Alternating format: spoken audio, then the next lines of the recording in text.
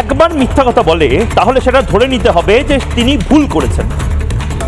একজন যদি বারবার মিথ্যা কথা বলে তাহলে ধরে নিতে হবে তিনি অপরাধ করছেন, এবং ঠিক সেই অপরাধটাই মমতা বন্দ্যোপাধ্যায় করছেন, সেই অপরাধটাই এই সরকার করছে। ডাহা মিথ্যেবাদী এই তৃণমূল সরকার, এসএসসি বা শিক্ষা দপ্তর বা মমতা বন্দ্যোপাধ্যায়, তারা যে মিথ্যা কথাগুলো বলে যাচ্ছেন, হিন্দুদের সাথে মিথ্যা কথা বলে যাচ্ছেন, হিন্দু বৌদ্ধ শিখ জৈন পারসিক নির্বিশেষে শিক্ষকদের সাথে, চাকরিহারাদের সাথে যে মিথ্যা কথা বলে যাচ্ছেন, বাংলার মানুষের সাথে যে মিথ্যা কথাগুলো বলে যাচ্ছেন, আজ তার পর্দাফাশ করবো। আর কতবার পর্দাফাশ করব?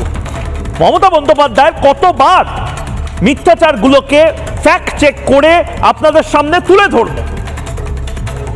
সন্ধ্যে 6টা থেকে এখন বাজে রাত 8টা, এখন অব্দি কে যোগ্য কে অযোগ্য সেই তালিকা রাজ্য সরকার দিতে পারলো না, এসএসসি দিতে পারলো না। একেবারে যাহা মিথ্যা কথা বলেছিল, সমস্ত কিছু নিয়ে মিথ্যা কথা বলছে এই সরকার।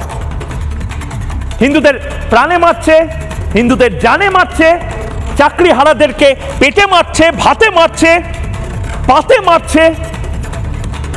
দীঘায় জগন্নাথ মন্দির, সেই জগন্নাথ মন্দির শুরু হওয়ার আগে একটা গুজব ছড়িয়ে দেওয়া হলো যে পুরী থেকে নাকি বিগ্রহ এসেছে।